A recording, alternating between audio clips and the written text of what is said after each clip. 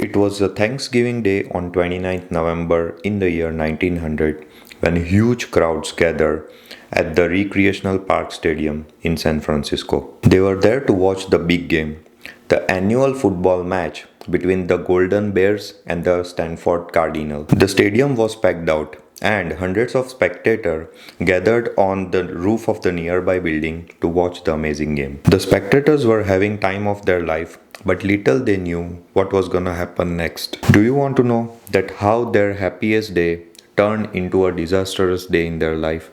Let's find out more onto the fact.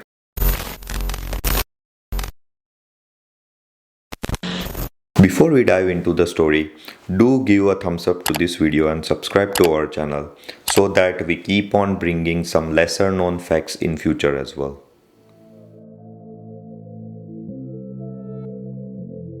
The big game has a history. It is the oldest American football rivalry in the United States. In the inaugural game, 10,000 tickets were printed, but twice the number of spectators showed up and the organizers were overwhelmed. As I mentioned earlier, in the year 1900, the match was gonna happen on the Thanksgiving Day in the Recreational Park Stadium. The tickets were sold at $1 a piece and they went fast.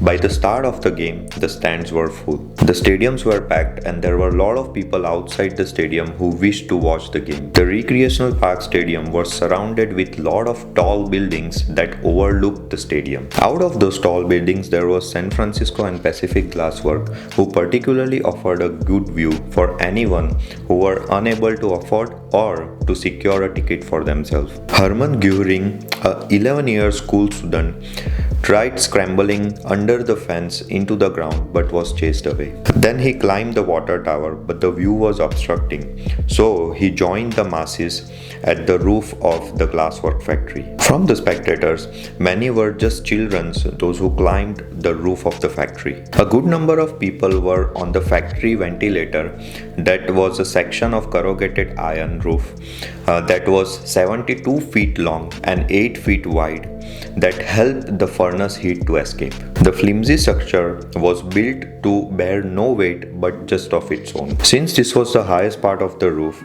that provided the best view to the people, there were around 400 people that gathered there. A few were quick to recognize the danger and they descended, while the other tried to escape but they were trapped by the crowd. Some of the survivors also said that we were laughing and jesting, and one of them also said that if this thing breaks, we all are gonna go down together. The factory was not fully operational yet, but there was one furnace that was stroked to its operational temperature, that is 1700 degrees centigrade, that is 3000 Fahrenheit. There was also a watchman appointed to keep the people off the factory roof, but despite their best efforts, along with the factory workers, they failed to chase away the huge crowd of spectators that arrived and occupied the factory roof. 20 minutes into the game, when the disaster struck.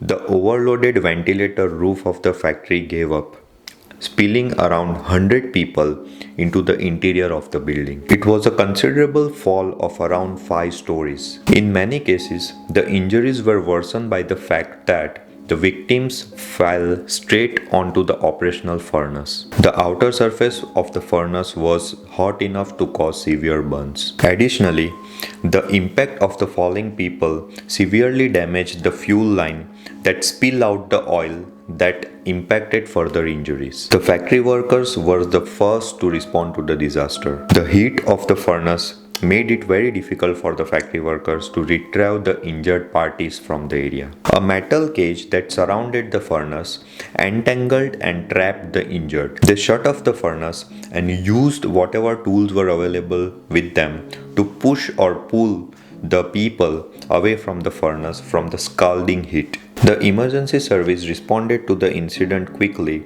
but their resources were overwhelmed by the scale of the disaster. There was not enough ambulance to accommodate the injured, so a lot of them were transported in private automobiles and also in a hand or a horse-driven wagon. Within the stadium, the play stopped briefly but again resumed later on, as the people in the stadium wouldn't know that what exactly happened.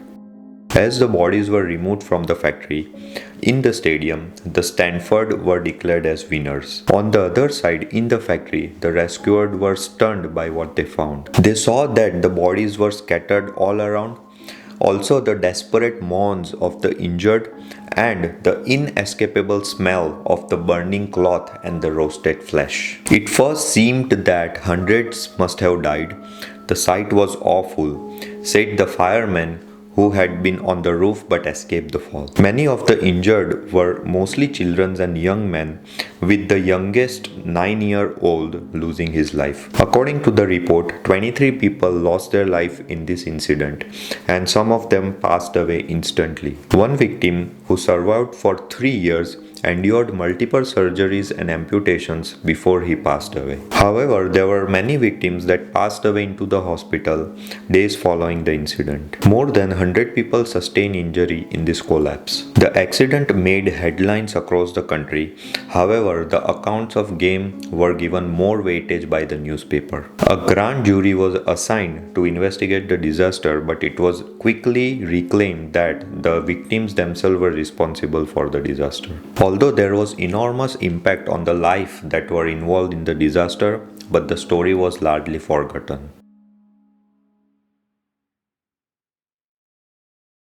I hope in this video we were able to recall the sporting disaster and pay tribute to the victims. Did you know that there was an attack that killed more people than the nuclear attack on Hiroshima?